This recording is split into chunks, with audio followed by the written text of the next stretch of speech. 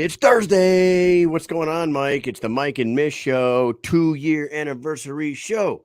That's What's right. up, dude? 2 effing years. Can you Two believe it? effing two effing years. No, I cannot believe it. I can't believe it. 2 years ago. All right, 2 years ago, I was sitting in my garage with a Mhm. with a with an iPhone in my hand with a set of earbuds plugged into my phone, holding it in front of myself for a fucking hour and a half talking to Shoney What Carter. a loser.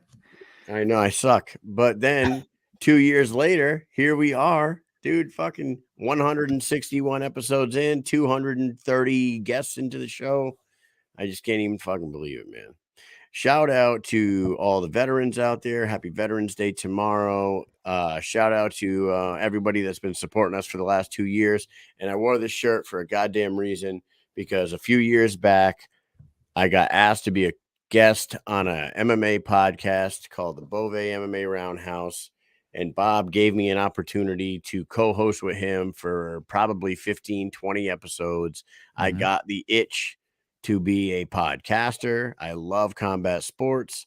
When the pandemic hit, the Roundhouse kind of fell away. And I went ahead and started this thing, and here we are 2 years later, dude. I fucking love it.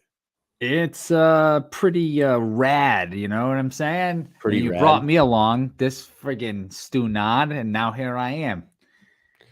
Here we are. Stunod, the Stunod of the year. Here we go. We're going to shout our sponsor out real quick, and then we're going to bring our first guest on for the evening. Guerrilla Warfare Apparel, everybody. Go over to Yes. guerrillawarfareapparel.com, use the promo code Mike and Mish, and buy some of their cool shit because they do have really comfortable clothes. They have really cool looking clothes.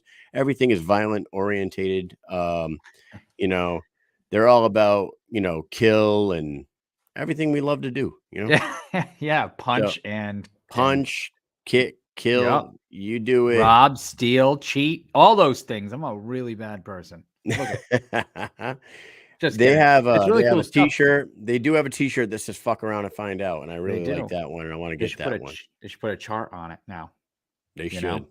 They should have a guy Anyways, holding the little laser pointer. Um, you know, they've got Ben Rothwell. I see Ben Rothwell rocking this now.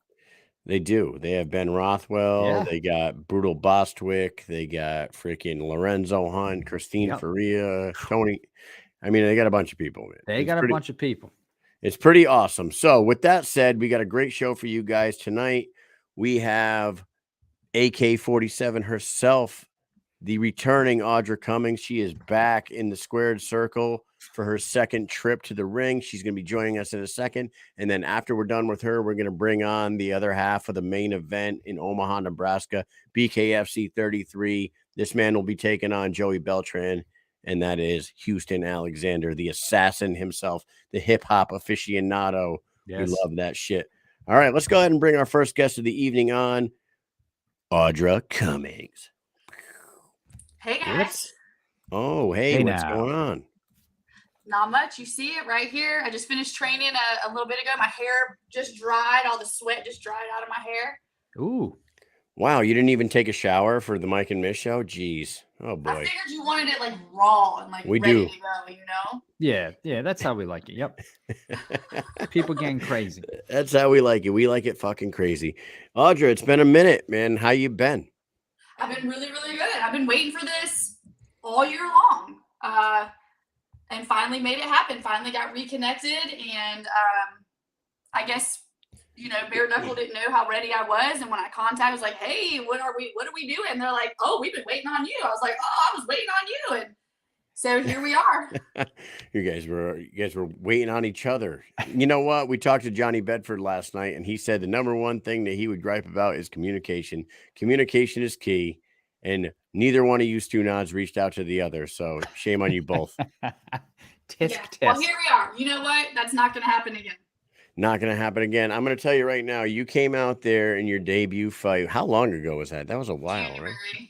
January, 10, 11 months ago. Yeah.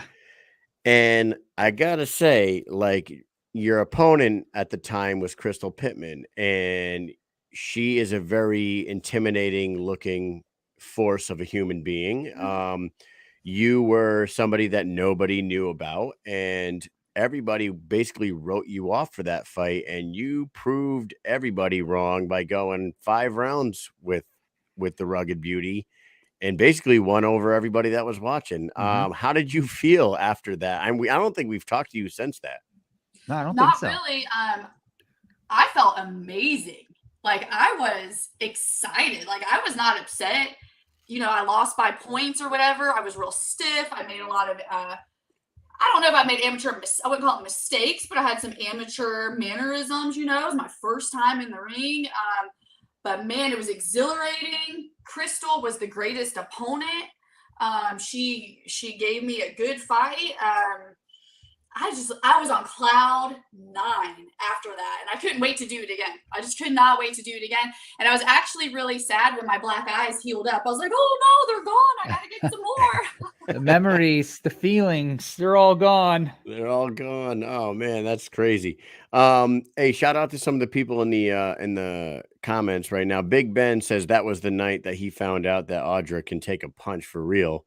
I do remember, I'll agree with him. I do remember Crystal Pittman humming that overhand right constantly at you, and she was landing, and they really weren't affecting you. I mean, you must have been in a lot of park fights between fights between yoga gangs, right? Yep. I don't know what it was.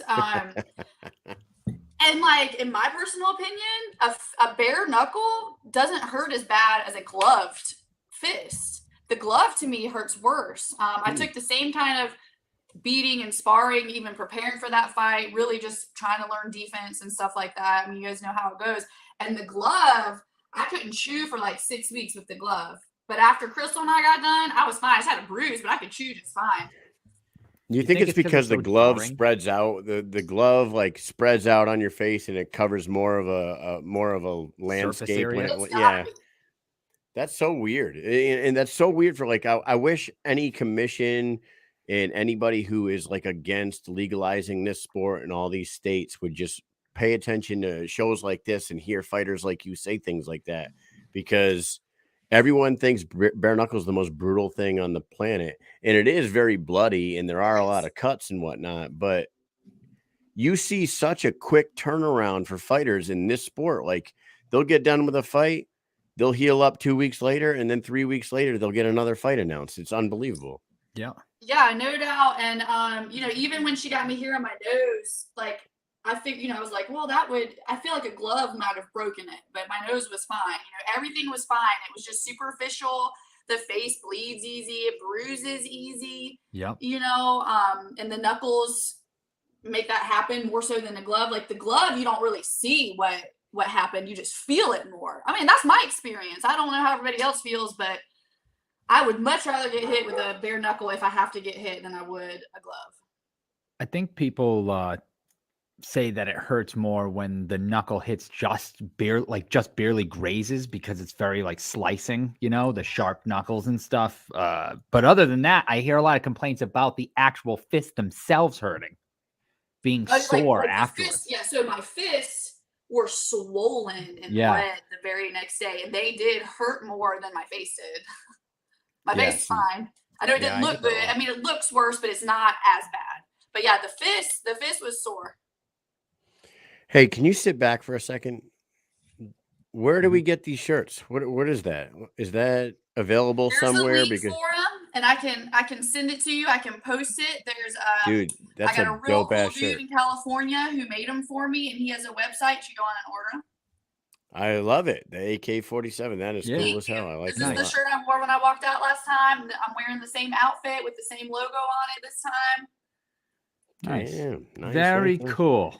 I love it. And so compared to your first time and now this time, I would imagine you learned some things the first fight. You learned some things about your training from the first fight that you wanted to change up this time around. Have you made any drastic changes or just like slight changes here and there heading into this second fight? Yes, I've made drastic changes. The first time, it was a good camp, but there wasn't. I don't know. I feel like something might have been missing. Maybe it's just the experience was missing, really, honestly. And now when you get the experience, you get the feeling, you know what it's like. I was on cloud nine, no matter what. But then I just knew what I wanted to work on. I knew what I needed. I actually learned my learning style better. So I knew what I personally needed from my coach. And so I'm working with Coach Joshua Brown right now, JB, out of the Sweatbox in Hattiesburg. He's a straight up boxer because the gym I was going, where I still go and I still coach the kids' classes there. That's an MMA gym. It's strong jiu-jitsu gym, kickboxing gym. I went to just a straight up boxing guy. Nice. And his story is really cool. He learned fighting in the streets as a little kid because his uncles, I hope I'm allowed to say this, but his uncles had like, back in the day, like a betting ring, you know, and they had all the kids in the neighborhood coming together and fighting. That's how he learned to fight, literally, like just thrown into it in the neighborhood with his uncles placing bets, and became a scrapper. And then he became a certified boxing coach and a personal trainer. And he's got his own boxing gym and he's made a career out of it. And he's more one-on-one. He's more like really strict fight camp oriented. So you start with the cardio, the endurance, the running. He follows me in his truck around the neighborhood playing like motivational stuff out the window, like follow me while I'm running down the street, makes me sprint. He wears me out, exhausts me. We do all the strength, and then he puts me in the ring at the end of every session. And it has to me drastically improved so much, just having that soul attention. And then I work just specifically, my training partners now are just specific boxers.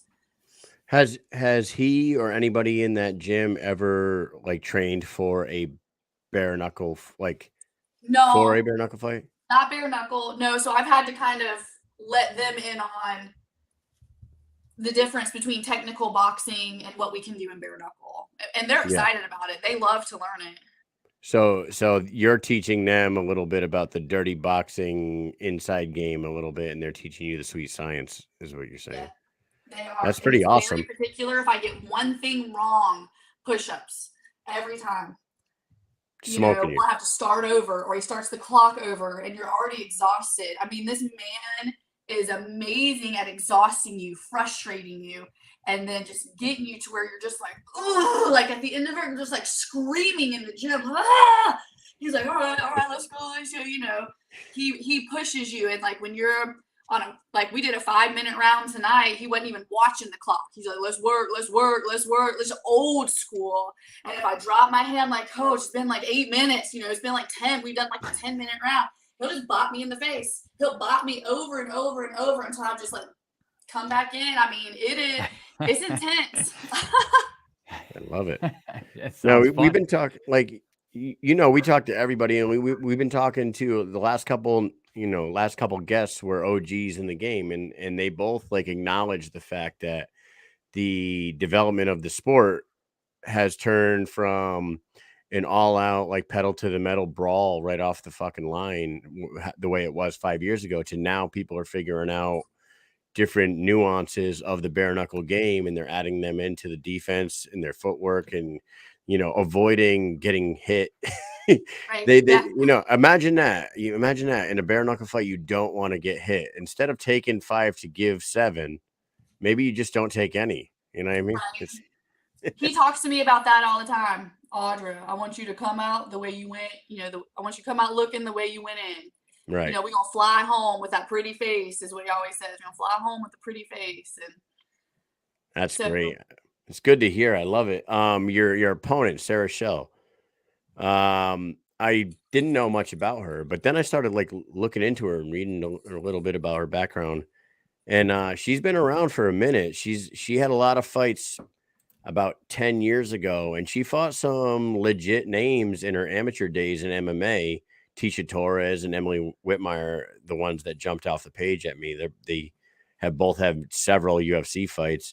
So the girl obviously is a decent level fighter. What do you know about Sarah? And, what can you tell us? So the coolest thing to me is we're both mommies. Like, she's a mom of 3. She went and got her. She's a doctor. She's a physician. She's runs a, I think she I don't know if she owns it or not, but I know she does hormone therapy for women. She's a professional. She's a mom. She's, and I can't find a whole lot on her. I looked up Capology, and of course I tried to do a little background research on her. Not because I'm going to take what I find and assume that's how she's going to be this fight, but just to learn her a little bit. And really, she kind of reminds me of myself, the way she speaks, the way she interviews, her philosophy on life, being a mom comes first. She, running her business, she does her training around her business and her kids. And she's not like a big shit talker. She's not like, oh, I'm going to bust this bitch. She's not like that. She's just like, I'm in it for the challenge, the competition. I take it seriously. I was just like, she sounds like me. It's like the battle of the mommies right here. Exact same height and everything. Like you guys are pretty much a mirror image of each other when it comes to stats. So you're telling us that she's wicked smart, is what you're saying. Yeah, she seemed legit, she seems really good. I did look up her fight record. That seemed really impressive. She looks like she got some long arms. So I gotta work that slip. And like you only have one fight in the sport, but you do have the advantage as far as experience goes of being inside the squared circle. The ring, the ropes, the pace of these 5 2-minute rounds. Mm-hmm. A lot of like the debuters get shocked by the pace. That's like you can't. Yeah. I feel like I've noticed too when I've watched other, even people coming from MMA into bare knuckle, or even traditional boxing into bare knuckle. A lot of times it doesn't translate. You think, oh, this is going to be a good fight, but like you're saying, those skills don't necessarily translate into the vibe of bare knuckle, what we can do in bare knuckle, how it feels in bare, so I do think that I have that advantage. I mean, I feel like it. I'm glad she has the experience. It doesn't scare me or bother me at all. I want a worthy opponent. I want to see what I'm made of. I'm here for the challenge. I'm here to be out of my comfort zone. I'm here to do some crazy shit before I die. You know what I mean? I'm here to show other women you can do whatever you want to do if you put your mind to it. It doesn't matter your age or how many kids you got at home or what your profession is. I mean, I'm not a doctor, but I have my master's degree. I used to work a corporate job. I've done all the same stuff, I'm a suburb mom, like you can do whatever you want. So fighting with guys in the park about yoga space, and you know what? Listen, I've seen Desperate Housewives. My wife made me sit through that shit back when that show was on. And you suburb wives could be the most ruthless motherfuckers on this planet. I'm not even fucking around. I watched that show and that seemed pretty true to life. Well, so people that know me, they just know how like nice, and I feel like they feel like I'm nice and giving and loving. I'm very inclusive. I'm always happy, outgoing, and they're like, how do you fight? Like you don't have beef with that person. And I'm like, you're right. It is kind of hard to get in there and be like, hey, nice to meet you. I'm so glad we're about to beat each other up. But it's just, I'm digging for something deeper. I'm digging for something different. I'm trying to test other avenues of myself that I don't really ever test or get to test in the regular world. And so this is about like just getting real down and deep and dirty and just finding that dog and just like, who am I? Do I have that in me? Yes, I do, obviously, or I wouldn't be here at all. You know what I mean? And like, let's just see what we can do with it. How weird was it to come back home after that last fight and then go and drop your kids off at school and you're all busted up? Does everyone know that you're a bare knuckle fighter, or did a lot of people find out when you showed up and you're a little busted up? Like, what the hell's going on here? Though I went in my stories about it after about a week or two, and my black eyes lasted a while. They took a long time to heal, and I had 2 of them. And when I like go to Walmart, go grocery shopping, I'm just doing, like mom stuff or whatever. And I'm just walking around with my giant black eyes like, hey, how's it going? Everyone looked away. Like it was assumed I was beaten up by a man, and not one person invited me to church or offered me shelter or asked me if I was. Oh my God. Yeah, I believe that. So, but now the community is learning more about it. They do see me and know now more so than not. But I have to give a shout out to this one dude. I was at the gas station. He saw me go in. He didn't say anything. He waited for me to come out. He goes, "Excuse me, ma'am. Can I ask you what happened to your eyes, please?" And I told him, and I was like, "You're the first person to ask. I'll gladly tell you." He goes, "Oh, okay, because I thought somebody was about to learn something today. I was about to handle something for you today." You know what that reminds me of? You ever see Louis C.K. stand up? Yes, I have. Louis C.K. has a bit where he talks about taking his daughter to like the donut shop after she ran into something at her house and got a black eye. And then he's like, "I'm standing in the donut line and like everybody in the donut shop's turning and looking at us." He's like, "And then I realize everybody in here thinks I fucking gave her this black eye." He's like, "Are you kidding me?" He goes, "Do you see the size of this thing? If I did that, she'd be dead." Look, so I coach a boot camp a couple nights a week, and it's right by the police station. And I had one of my training partners, one of my male training partners, come with me. And of course, the cops are all out there, from time to time. And they saw me, and he was like, "I did not do that to her. I did not do that to her." Like every time I was with a dude out in public, they got the funny look, like they were the ones hitting on me, Excuse me, everybody, attention, please. Yeah. Right. I am a bare knuckle fighter. Nah, man, we are excited to see you back in there for real. It's been 10, 11 months now since you've been in there. Hey, I but can't I'm glad imagine. I got my second one in the same year. Like I was Right. hoping and planning. I was like, I got to get one more in before the end of the year, and thankfully it happened. But I mentioned before, I'm the oldest female bare knuckle fighter. So, talking to Nate, he was like, "We got to find you the right opponent within your age range, within, somewhat of an experience range, things like that." But Nate Shook is the man. Like he handled it immediately. The second I touched base with him, within 2 weeks, I had an opponent in a fight. So that's Very outstanding. Now, let me ask you this before we're gonna bring our other guest on, and we're gonna do a little something special with the four of you guys. With the four of us, and I hope he's ready for this. Do you want to, like, depending on how this fight goes, do you want to stay active and keep on going? Like you just talked about, being the oldest female fighter on the roster. Do you want to stay busy? Say you go out there and get a nice win on the 18th. You looking to get right back in there if they offer it? absolutely. I told my coach the other day, I said, "JB, I was like, you speak my love language when it comes to all of this." He just knows how I learn. Like he really has gotten to know me, and how I work out, how I learn, what drives me, what motivates me. He asked me all kinds of questions to really get to know me. So I was like, "JB, you speak my love language, and I feel so different now, and I feel like this is real now, and I don't feel like some chick just trying to fight. I actually feel like a fighter now." I said, "I'm Nice. not only excited for this fight, I was like, I'm ready to get ready for the next one after this one. Like I've had that feeling for sure." Yes.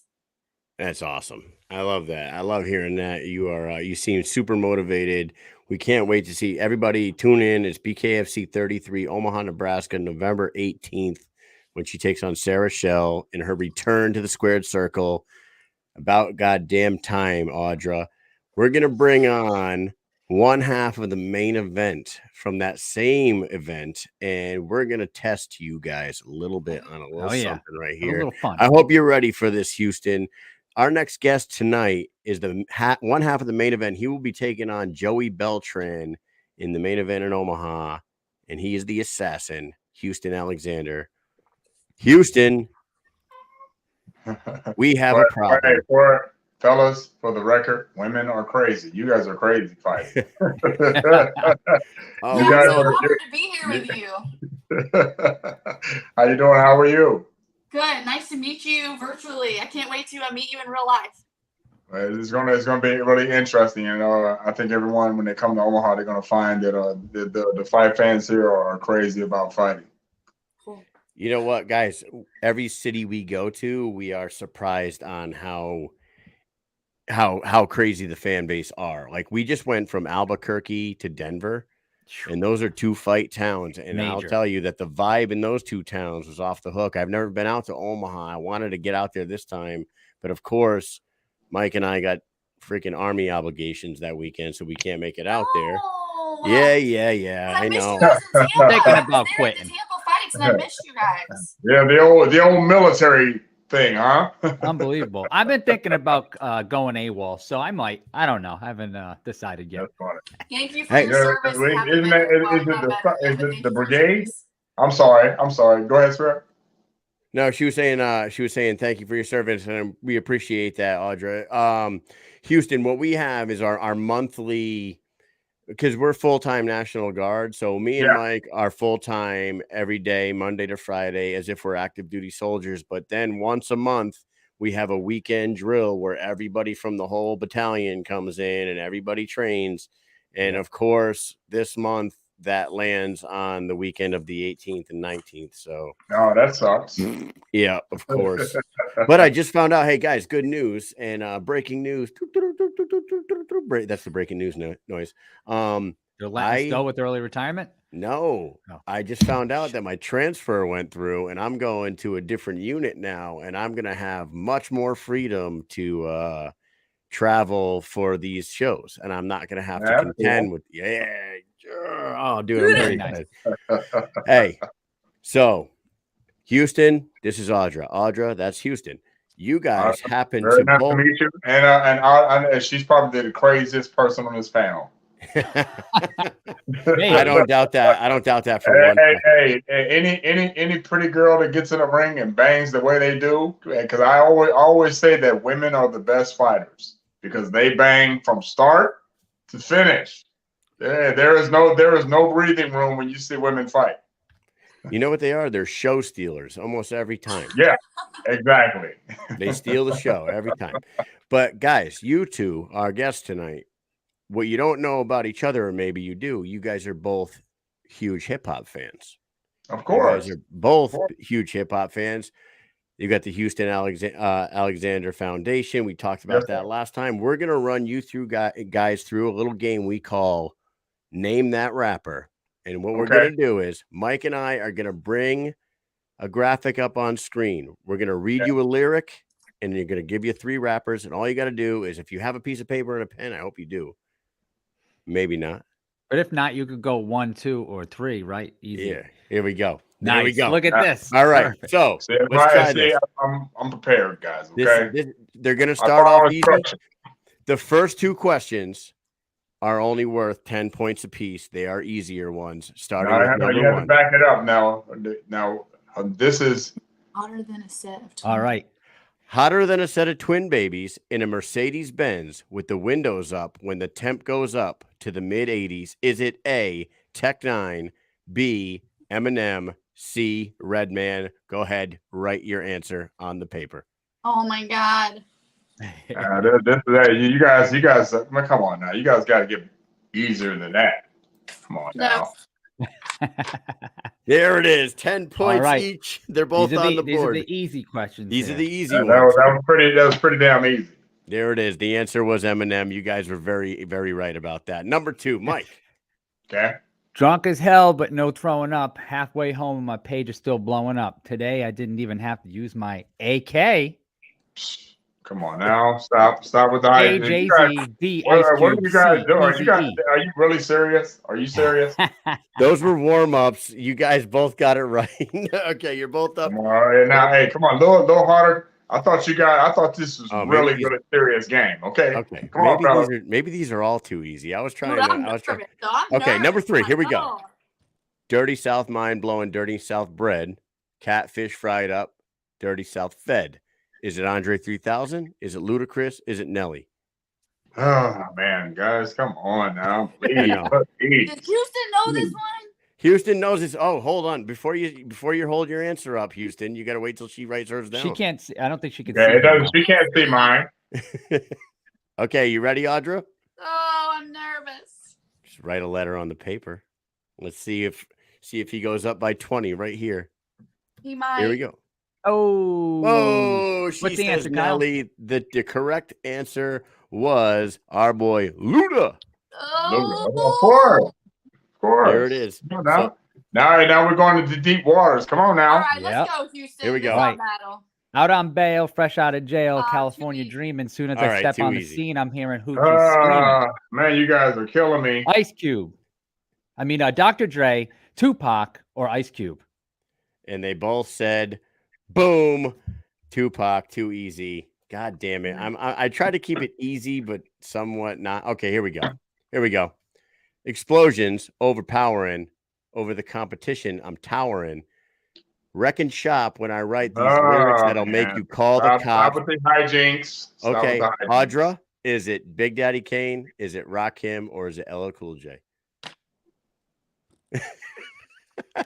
She's thinking hard. Oh man, I listened to LL Cool J, but I don't listen to the other ones. So write your answer on the paper. What do you got?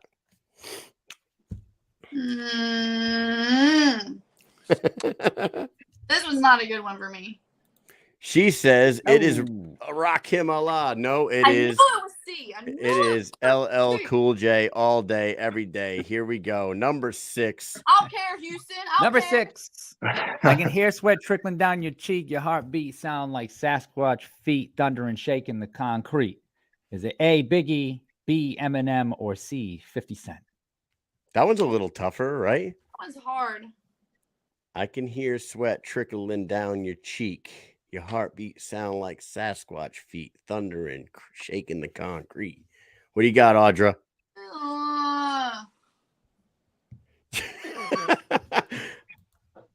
Boom! Oh, she comes through with the 20-pointer. Okay. I mean, Houston's running away with this. It is Biggie Smalls. Number 7. Okay, here we go. So is number 7 worth more points, or are we still doing 20s? Numbers. Oh, is this number 6 or number 7? That was number 6. Oh, that was 50. Oh, shit. Here we go. I make big money. I drive big cars. Everybody knows me. It's like I'm a movie star, but late at night, something ain't right. Man, you guys are killing me right now. Right? You guys are killing me right now. Is it Puff and Mace? Is it the Hot Boys? Or is it the Ghetto Boys, Audra?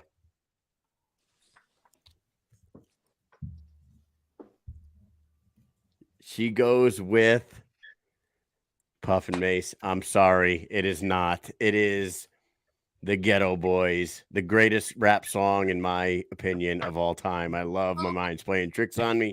And we're going to give her a 100-point bonus question right here. You guys both can go for it. 100-point bonus.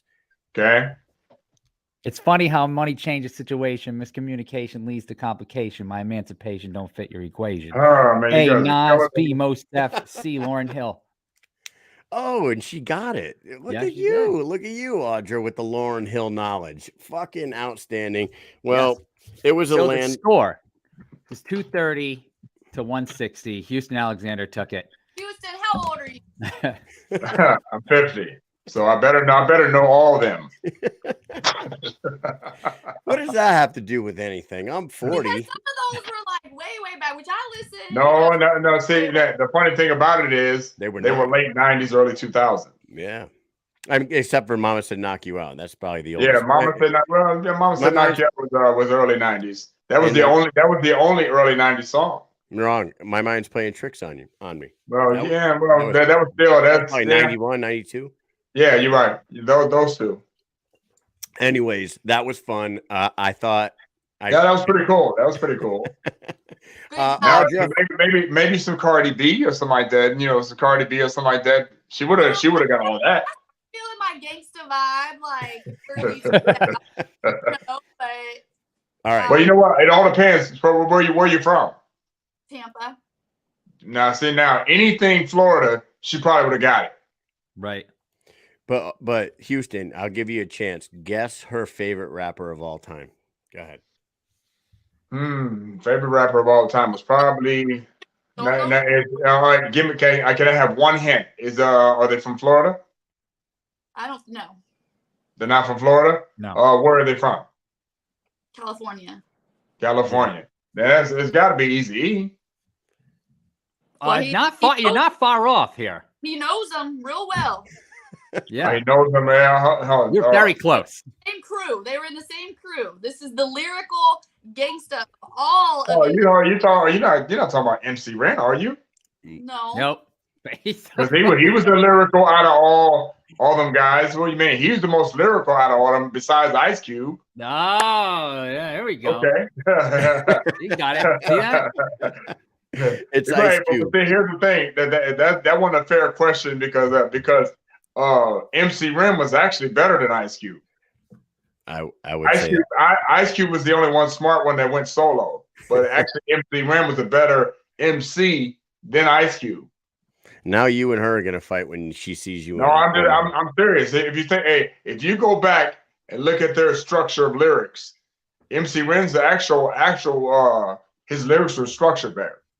Ice Cube had them damn near the ABC rhyming type style, and MC Ren his style was more complicated. So believe me, I've been studying these things for a while. I actually teach it. I teach all this in schools. Yeah. He does. That's why I brought this up tonight. I'm gonna study up on my Ren before I meet you. But everyone loves Ice Cube. What's your favorite song? No Vaseline. No Vaseline. Well, and No Vaseline is considered the best one outside of Tupac's Hit 'Em Up. Hit 'em up. Yeah. No Vaseline was probably the second best diss record in rap. There it is. A good one. So hey, you guys have to talk about some hip hop when you see each other out in Omaha. Audra, take a second, shout some people out real quick, and then we'll let you get out of here. Dude, so my sponsors, Gatwood Homes, once again here in Hattiesburg, Clearland, Build Homes. They hooked me up with a portable sauna, y'all, to travel with and finish my weight cut out with. So I can't thank them enough for that. I got St. Pete Med Spa down in St. Pete, Florida, the Fountain of Youth right here. Balanced Body by Amanda Morris. She keeps me aligned and stretched out with all her yummy restorative yoga. I've got Reckless Promotions. He's new to the scene. He's handling any of your promotion needs for any event you got going on. And then last but definitely not least is Kalispell Nutrition out of Kalispell, Montana. They have hooked me up with more than anything, and any fight camp in the history of any fight camp ever has taken care of last need. So thank you to all of those. And then I'm donating my purse to the Big Fish Foundation, which makes an impact against veteran suicide. So going Big Fish. That is awesome. That's amazing, actually. We appreciate you so much for coming on. Everybody tune in November 18th, BKFC 33, when Audra makes her return to the squared circle when she takes on Sarah Shell. Mike, got anything else for Audra? No, thank you so much. Wish we could be there live to see you, but we'll catch up with you soon. Thanks for having me.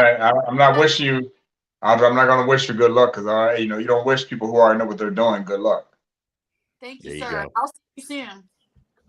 All right, Audra, you have a good night. You too. All right, that was Audra Cummings. She is stepping back in there after a 11-month layoff, but we got the man himself, the assassin, Houston Alexander, coming back to the squared circle again. You got two. Is it a squared circle or is it a round circle? Well, we had to ask.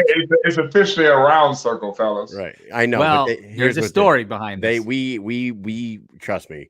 When we first started covering this, we kind of thought that it was silly getting called the fucking squared circle, like WWF wrestling and stuff. And we're like, why do you guys keep calling it that? What is the deal with the square circle? They're like, well, it's a square platform with a circle ring. So it's a square circle. I'm like, oh, okay. That's straight from the promotion. That is straight from the I'm sorry, guys. I'm sorry. No. You're not buying this shit, are you? No. When you're shuffling around in circles in the ring, it's a round ring. I mean, hey, so let's talk. Sorry, bare knuckle. No, it's a round ring. It's a round ring. Can we talk about that for a little bit here? Like you had a very long, successful career in MMA, and now you've had 2 fights inside that circle ring.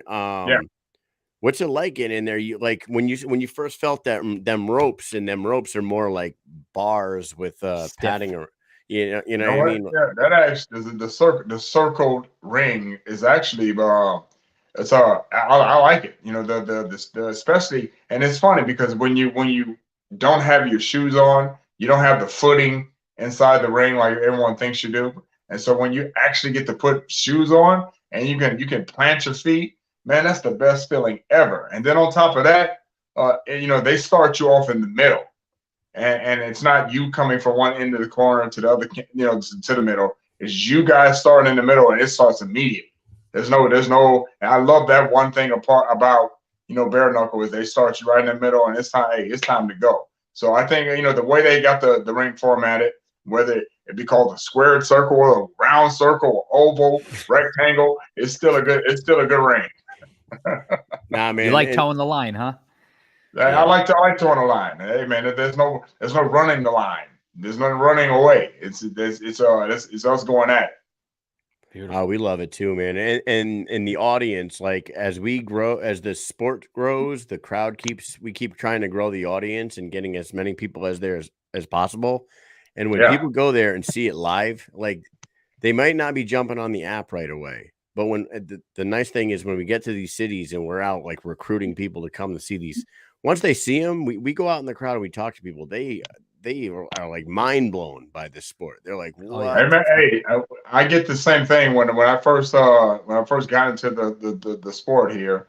You know, afterwards you got a lot of people who said, man, that was the most exciting thing I ever seen. You know, and it's also terrifying for people who aren't used to seeing people's fists flying and people's faces getting cut and all the blood and then, you know, the first time, you know, I saw all this stuff, I was in the back waiting to go for my turn to come up, and I was watching guys getting their hands broken because, you know, they don't condition the hands. You know, I condition my hands every day with the grips, and I've been doing that for the past 15 years. So a lot of the guys don't condition their hands, and I was watching a lot of these people, man, just break their hands, get cut. The whole object of the game, fellas, is not to get hit. Yeah, and I think people are really starting to realize that. yeah. Just don't get hit. Yeah, we actually talked to your opponent for this next fight, which you guys have fought once before. Joey Beltran and you are very familiar with each other. You guys fought in MMA. Yeah. Joey's hilarious, man. We had a good conversation with him last night, and he's like, yeah, man. He's like, when we fought the first time, it was MMA. And he was like, I didn't want to stand and bang with this dude. So I took him down right off the rip.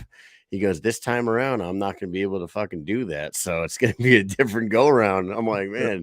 It's going to be interesting. You know, I think Joey had a little bit more weight on me back then. And again, I was coming off of the UFC thing. And so I was just adjusting to a new coaching staff. So, you know, and again, that helped Joey get into the UFC. So, you know, he's had a great UFC career too. So, you know, he's a good fighter, man. I like Joey. You know, and he has the best nickname ever, the Mexicutioner. That is a fantastic nickname. And he's got his new T-shirt has like the Metallica font with the old Metallica, and it says Mexicutioner. And it just reminds me of the Terminator. You know what I'm saying? The Terminator deal. For some reason, I don't know why.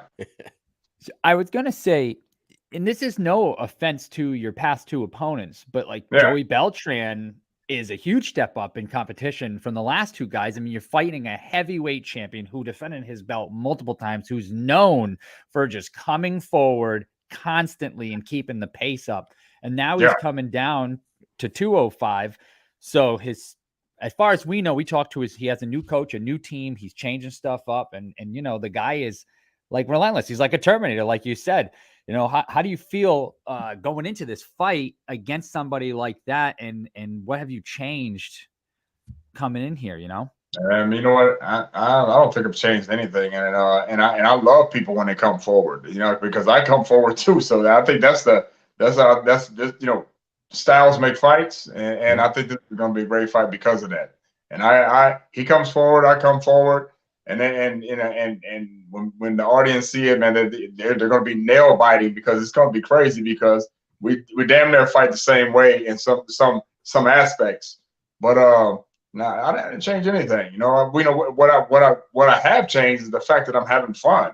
This is fun to me, man. This is easy. You don't have to worry about getting elbowed or kneed or kicked.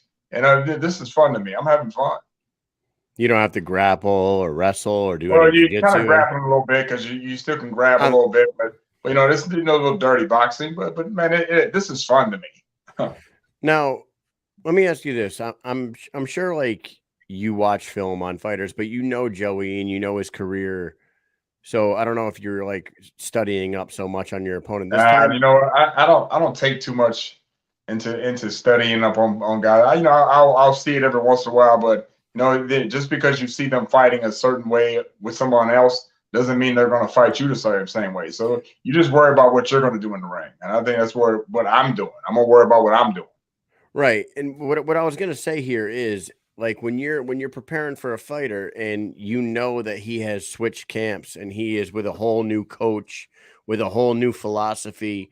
Like I don't know if you know that he's now training with the Slaughterhouse guys, and like the Slaughterhouse they got a whole different approach to the bare knuckle game than a lot of other fighters do. Are you familiar with his coach? There's none of them. No. So it's all just going to be business as usual. Another day at the office. What do I need to know them for when they're not going to be in the ring fighting? Right. That's true. I don't care who. I don't care who the coaches are. And again, I'm sure they're great. They're great coaching staff. I'm sure they got a great resume. But this at the end of the day, it's still mano a mano. You total line, and I don't know what to say, man. I don't know what to tell you. No. I completely understand that. Now, you Audra just asked you, you're 50 years old. There's no joke. Everyone knows that you're a 50-year-old guy going in there fighting a 40-year-old Joey Beltran, but a lot of the guys are in their mid 30s, lower 30s.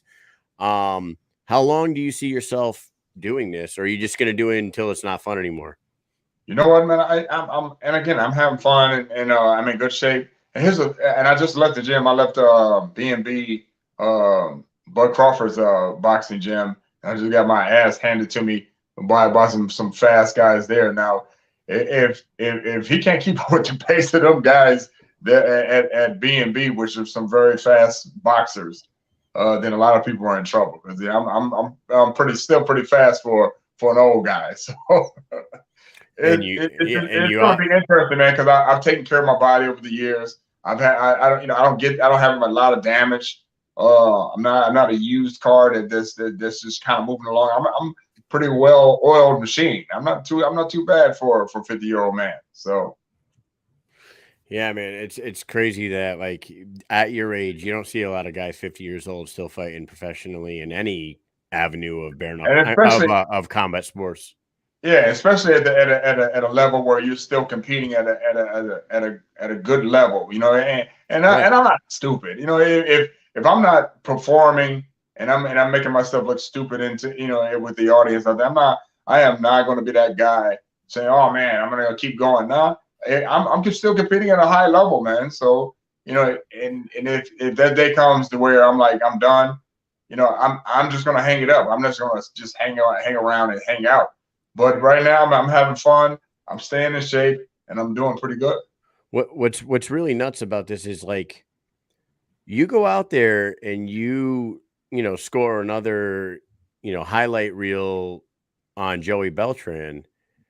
You're 3-0, and the 205 division is kind of like up in the air. I mean, Lorenzo has established himself as the guy at the top of the mountain. He's the champion, but then there's Quentin Henry, and maybe Gustavo Trujillo comes down from heavyweight back down to 205, and he can be in the mix. But like, I don't see any reason why like you at 50 years old, 3-0 could be looking at a title shot. You know what I mean? It's pretty crazy. I don't know if you like when you started your combat sports career all those years ago, did you see yourself possibly, earning yourself a title shot at 50 years old?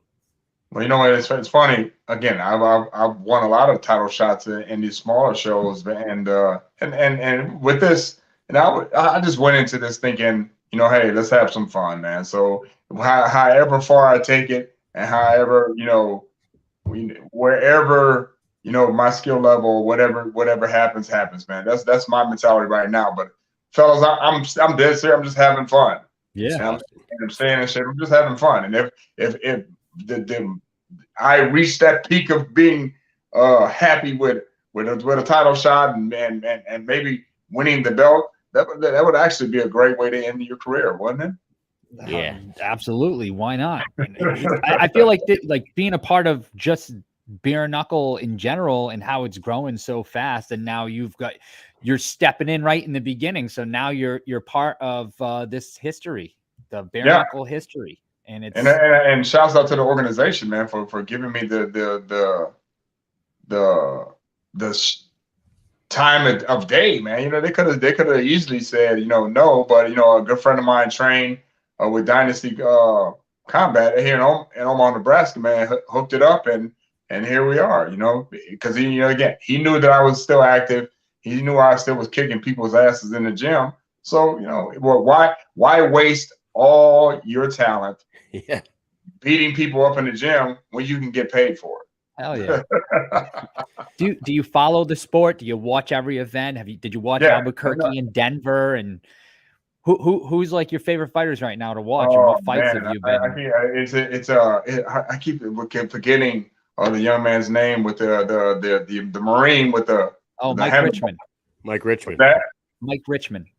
Yeah, Richmond, but Richmond's a beast. Yeah, yes. I mean, I like Richmond. I like the way he goes out there. I like the way he's all business, man. I like Richmond, man. And then what is it? What is his nickname? The Marine. The Marine. Yeah, he's the Marine is no joke. I saw his last fight. He took some lumps, but he kept coming. Yeah. Oh, happy birthday to the Marines today, right? Yeah, Marine Corps birthday today. Yep. Yeah. Hey, that's funny. Happy birthday, man. Yeah. The Marine he's one of my favorite fighters right now.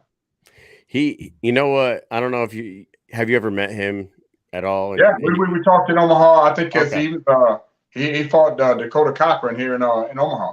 Yeah. Did you notice that he is the same even keel dude at all times? He doesn't get excited. He doesn't get fucking frustrated. Do you know why? That's because of that's that service mentality. That's to me, that's that discipline that he has. Yes. Being from the service. He's the most dialed in dude. Like Mike and I have hung out with him a few times at a few events, and we go out with him after the events. And like he could be in the ring fighting someone. He could be at the weigh-ins. He could be at the restaurant eating sushi. He could be at the bar having a drink. And he is the same guy at all times. I fucking love that about him. Yeah. That's cool, man. And I'm thinking I'm the same guy also. So I think we would get along just fine. I mean, if you go back into the fight, his first fight in the BKFC when he fought Marcel Stamps, and like everybody was like, he's fighting Marcel Stamps. Marcel Stamps just fought Joey Beltran for the heavyweight title, and now he's coming down to 180 or 175. The guy's coming from heavyweight to 175, and Mike Richmond's going to fight him. Mike goes out there and just murks him, but when he bops him, he hits him, he falls, and Mike turns around and walks over and just puts his arms on the ropes. Barely breathing. Barely breathing. He's like standing here with his arms on the ropes, breathing through his nose. And we're like, look at him, man. He's like in a trance up there. And then like he turned around and finished him. Yeah, it was great. And those are fighters. That's a fighter for your ass. Hell yeah. Did you catch this past weekend in Orlando at all? Did you see this one? No, you know what? I didn't even get the chance to check anything out, man. I've been training nonstop, brother. So if you see me watching TV, I'm not training hard enough. Nice. Nah, man. Sleep, train, eat. Sleep, train, eat. Take care of kids. And how's the Houston Alexander Foundation going? You still it's going pretty well, man. And we got a virtual school tour where we're actually doing the same thing that we would do live.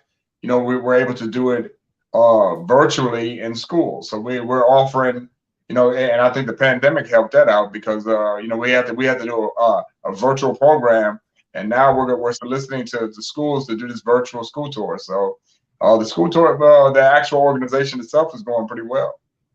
I love the organization. Now, for anybody that is watching that can you just really briefly, you teach like the history of hip hop, right? Like, yes, sir. What we do, we go into the schools and we teach the kids about hip hop culture because, you got kids who generationally have grown up in the culture and they know nothing about it but rap music. And the culture is, a little bit more than rap music. It's about the music, it's about the dance, and it's about art. So that's what we go and teach the kids. We teach them the origins of all what they see, on TV and on social media, and because there's a lot more to it than just rap music, and that's what the kids need to know, and they need to know it's their culture. Hip hop is a youthful culture, and they just need to know it's theirs, and we're just there to remind them. I love that so much. So, like, how would a school like where I went to high school? There's 3,000 kids in that school, and like I went in the late 90s, and Wu-Tang, we were all drawing Wu-Tang signs all over the lockers and on the walls and shit like that.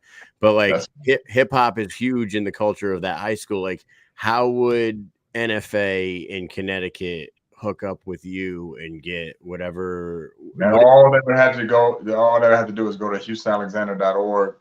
And they can solicit themselves and provide information, and we'll get back with them, and we'll try to get there. We'll try to make any place that actually wants us to come. So you just go to HoustonAlexander.org and get hooked up right there. You have like videos and like a breakdown of stuff that you guys go over when you the whole program, and especially watching the virtual thing right now. We can send the virtual school tour to any school in the world virtually, and do the same exact thing we would do if we were going there live. Yeah. And the kids, it's interactive with the kids. It's actually pretty awesome. Do you guys get some hip hop artists, graffiti artists, break dancers, and stuff to come with you to some of these? Yeah, of course. We have to demonstrate, and then what we do is we have the kids demonstrate. We have the teachers or administrators demonstrate, and then we have the professionals do it. So it's actually pretty cool. Yeah, I've never seen students so anxious to do it, and I've never seen teachers so scared to even beatbox or pop lock and wave. Oh so man, teachers are terrified when they have to go and perform in front of kids. The kids probably clown them big time too. Oh, but they don't clown them because they actually pick out their favorite teachers to go up there, and then once their teacher go up there, they become immortal in their school. I'm telling you, I wish they gain that. They gain that respect from everybody. Like, oh, yeah, shit. Exactly. Yeah, because you're taking a chance to go out there and make you're making a fool of yourself, or you go out there and dance, and actually they can actually see you dance or actually see you try, because that's the whole theme to why we have the teachers come up, for them to try in front of the kids. Puts the human in it instead of just being swear a to God, they're human. That would probably be the most popular thing that my school did for us kids when we were there, for real. Like I wasn't the best student in the world, but I would have been tuned into that. Bullfrog Actual says, does he just teach hip hop, or do you go further back to Congo Square, etc.?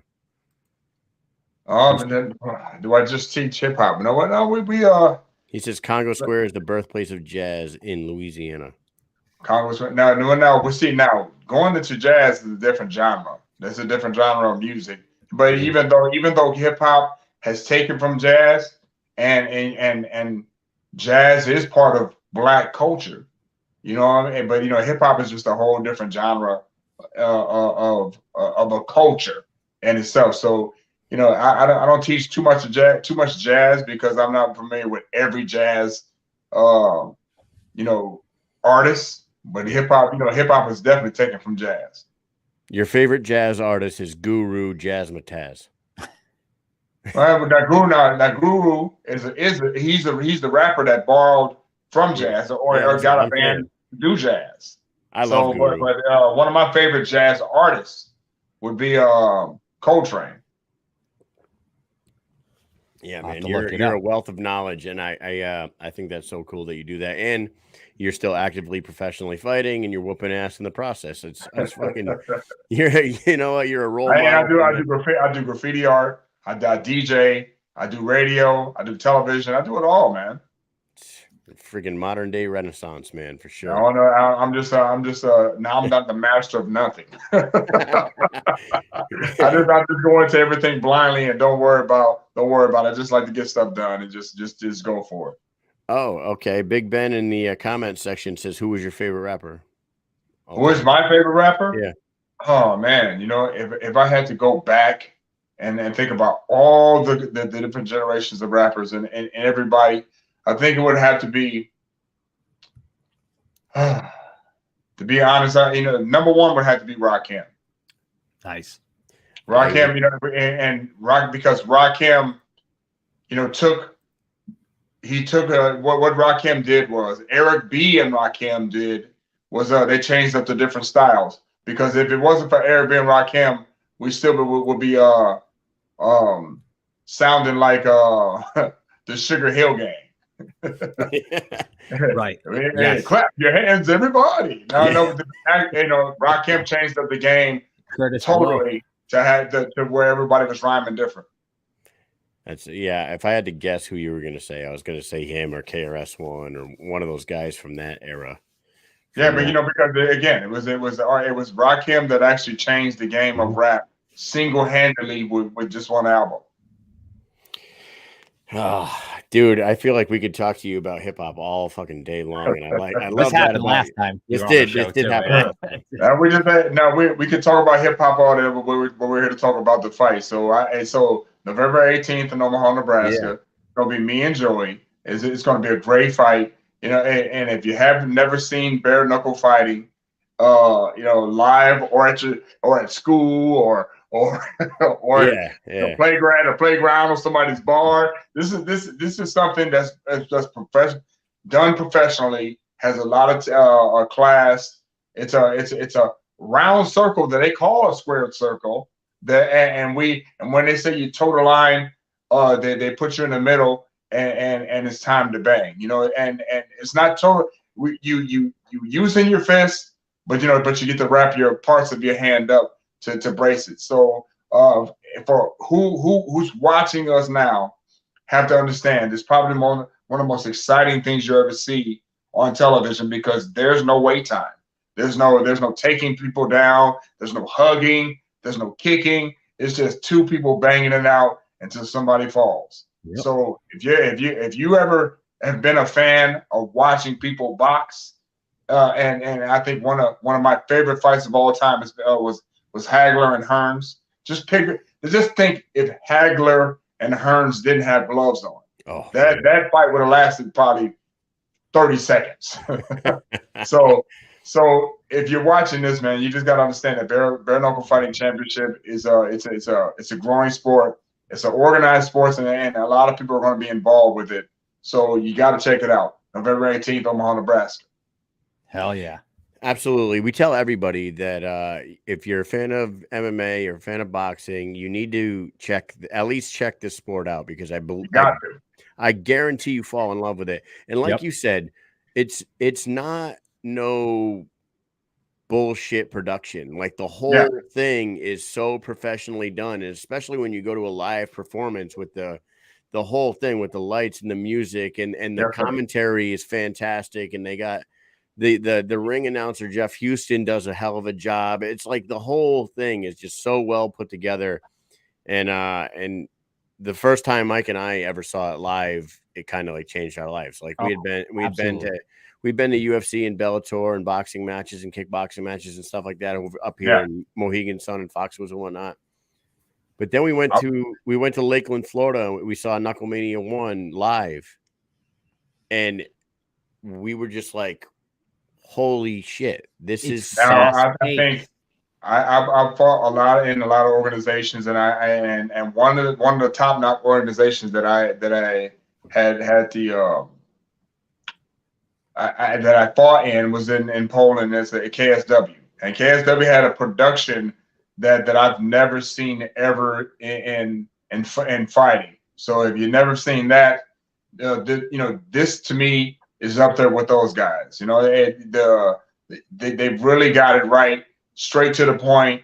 The lighting, the ring, the announcing. I think they learn from other organizations, and they're giving you a great product to actually buy. It's worth now. And in the age of buying pay-per-views, this is worth the money. Right. This is actually worth the money. It's not some BS that you'll buy and be like, oh man, I wish I didn't buy that. When you buy this, it's legit. 100%. You are not wrong at all. Not even 1%. Not at all. I'm not just put it this way. I'm not bullshitting this. No. When you watch this, it's nail biting from start to finish, especially with the girls. I just can't wait until it gets in more households, more casual fans see it. Like the diehards are there every day. You know how it is. From day one, they're there. They're talking about it every day like we all are. But when it gets into the everyday person's house, like the people who only tune in to like the Conor McGregor fight and the Ronda Rousey, when they start realizing what this sport is, this shit is going to take off like a rocket. I think the next step for Bare Knuckle Fighting Championship is to get the television deal, the cable deal. I think that's the next step. Yep, absolutely. Yep, and everybody needs to tune in November 18th, BKFC 33, because your card, not to mention the fact that you two guys are at the top of that card, Joey Beltran and yourself. I mean, you got Kevin Kroom on there. You got Trinidad versus Ryan Riley. If anybody hasn't seen Ryan Riley fight, that guy is a fucking monster, and he goes out there. Trinidad's Carlos is a monster too, though. Yeah, Trinidad's a monster. You got Dakota Cochran and Robbie Peralta on that fight card. I mean, there's like Cody Land's on there. You got Audra Cummings and Sarah Shell on there. There's a lot. Yeah, you got my man Sean on there. Sean is on there. There's a whole. I mean, I'm trying to. My eyes are fucking garbage. I gotta tell you. I can like. But either or, there's a lot of people on this card. Train put together a great card for Bare Knuckle. So this is going to be a great show. So again, $4.99. It's really scary for me to headline a show because it's in your hometown. There's a lot of pressure, but but at the same time, that pressure or that fear that I feel, that's what fuels me not to lose. Hell yeah.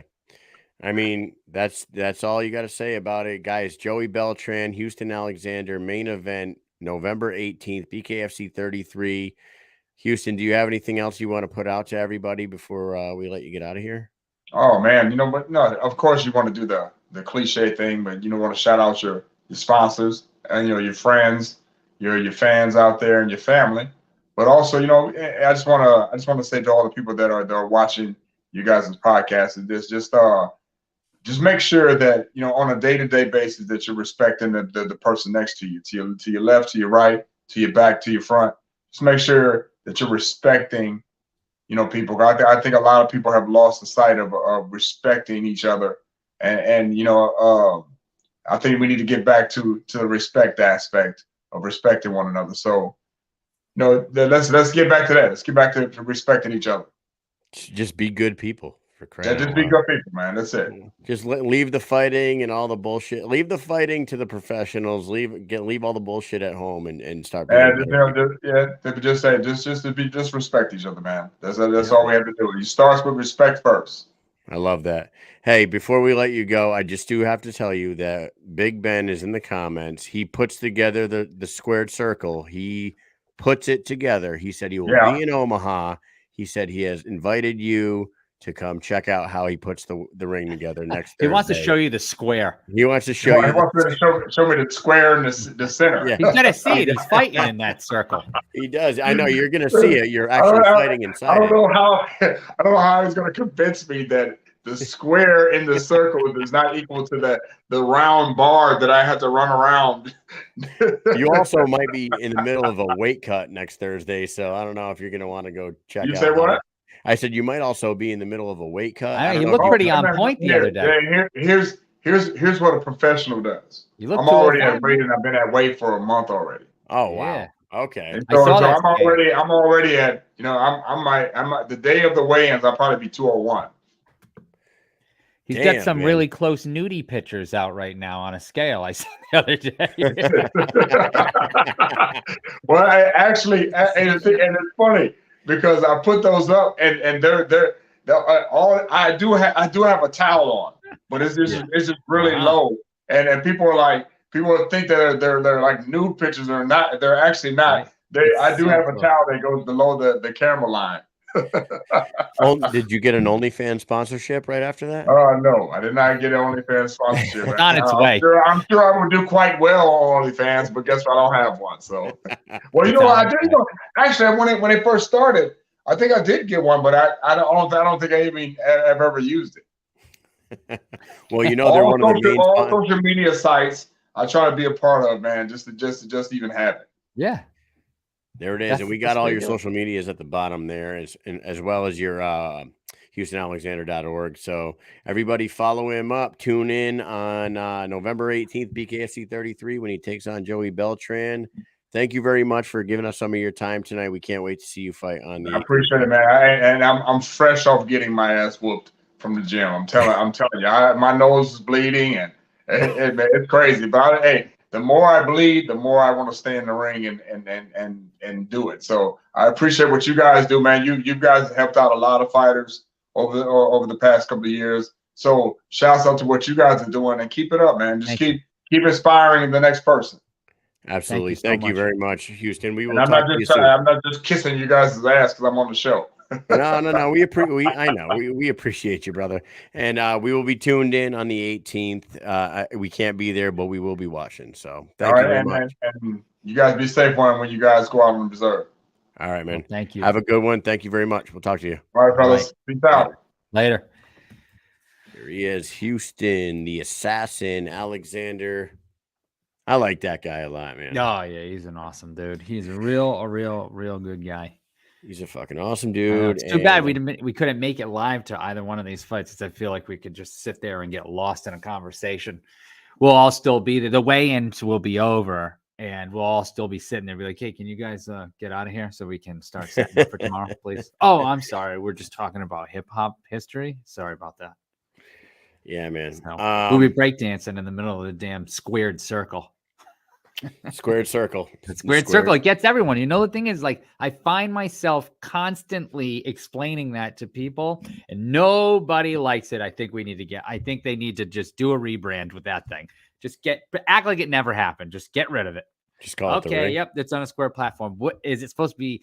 Like, think about it this way. Could you put the circle on another circle? The circle? It could be the circle platform with a circle ring on top of it. I mean, it's the circle. You fall out. When you fall out, you just fall right to the fucking floor. But I think it's nice that there's a little platform on the side, because you can't just step out and you don't actually fall out. Like, do you ever see people when they get knocked through the ropes and they fall onto the ground? It's just crazy. But hey, here we are. Thursday night, Veterans Day tomorrow. We ain't got no work. Guys, no work tomorrow. Thing. We don't even have work Monday, dude. We got a 4-day weekend. I'm so fucking pumped about this. Thank you guys, for real. I talked about it at the beginning of the show. We've had a lot of sponsors over the last 2 years. We've had a lot of support from a lot of people. The BKFC's been really good to us. They've been treating us very well. Yep. But we've had some day one guys that been here, like Joe Ivy, Susan Walker, Big Ben, even like Monica. We met Monica down at Knucklemania 1, and she's been tuning into all of our shows ever since. Megan, and look at Bullfrog. He's been, as soon as he stepped in, he's been here every day. Every day. I see him in the comments all the time. It's great. Yeah, it really just blows my mind that people actually want to listen to us. A couple of Stunads talk bare knuckle, and Howie, Ian, freaking Larry, like all these guys that come through.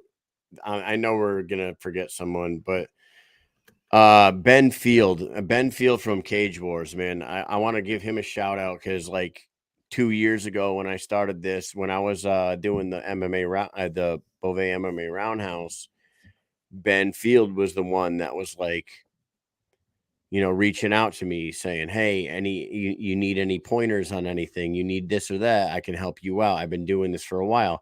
And you know what? I messaged him and I said, "Hey, how do I get media credentialed for an event?" And then he told me exactly what the process was about applying and like doing whatever. And then next thing you know, Mike and I had credentials to go to Knucklemania 1. And I gotta give all the credit in the world to freaking Ben Field for that from Cage Wars. He used to be with Cage Wars. He's not with Cage Wars anymore. But yeah, Big Ben says Ryan Perez. Shout out to Ryan Perez. He's been supporting us as well. Like I'm so happy to be doing this, and I think so supportive that we don't even want to accept some of his support because I feel like it's too much sometimes. So I'm telling you, the people we've met with this. Speaking about Knucklemania 1, right? You're saying you applied for media credentials. We got them. We go down there, and we just said thanks, Monica. Doesn't even know us personally, just knows us from the show. Says, hey, you guys are here.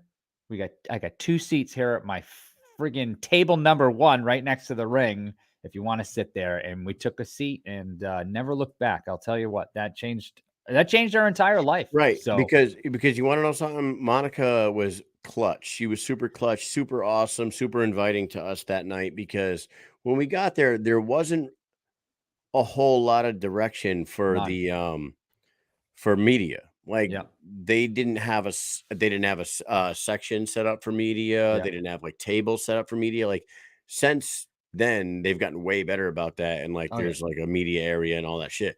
But like we got down there and it's like us and a couple other podcasts and a couple other like people that are like showing interest in covering the sport. And like they're like, yeah, you guys can go sit up there. And way up. We were like we had to sit. I can't even see. If we were gonna sit where they wanted us to sit, it would have been like way up in the corner of the arena. And we're like, how the fuck are we supposed to do any goddamn media from like way up here? And then Monica, I don't know, like if I messaged her or like she messaged me. She said, come find me when you guys get to the event and say hi. Because we did an interview with Britain like a week or 2 before Knucklemania, and she liked the show and she was like, hey, when you guys get here, come find me and say hello. I'd like to meet you guys. And we met her in person. And that's when she was like, you can sit right here if you want. And like, we got a leg up on everybody there. It was just super cool of her. We met a lot of people that night, and it's just been really, really good fun. From networking that night is really what unlocked all the doors after that. And then we just said, okay, well, we know like 10 people. Let's talk to those 10 people, then meet 20 people. And then we just kept doing that. And here we are having a grand old time. You know, hey, loving it. You want to know what the secret is for anybody that wants to like start a podcast and like, and I'm not saying that like we know things, but 11 herbs and spices. Go to the after parties and go to the gatherings, because that's where you meet people and that's where you develop relationships and that's where you network. For like Mike and I, we're like the only.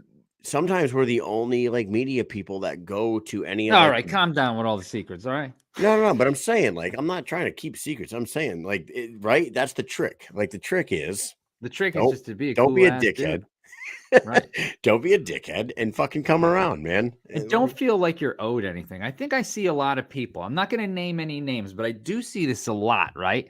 I see people who think that they're owed something. You're not owed anything ever in life. You earn everything that you get. And if you don't earn it, it was never yours to begin with. I'm telling you, don't take handouts, earn everything. That's it. I tell that to people in our unit, man. I said, nothing's deserved. You don't fucking deserve anything. Right. Nothing in life is deserved. You fucking earn it. Don't ever come to me and say, hey, I deserve this. I deserve this promotion. I deserve this move. You don't deserve shit. Be humble. If you didn't get that promotion or that slot, then obviously you haven't earned it yet. So. Yep. So go back out and work even harder and get work harder. That's it. I think that's a good note to stop on. Thank you, everybody. That is it, man. We have a bunch of fighters coming through. I'm not going to give names right now, but we could have four or 5 fighters a night, Wednesday and Thursday next week. So look for a busy week from us. Happy Veterans Day to all of our fellow veterans tomorrow. Enjoy your weekend. Stay out of trouble, everybody. Stay safe. And thank you for tuning in. Mike, you got anything else for these peeps? That's it. I will see you all next week. Peace.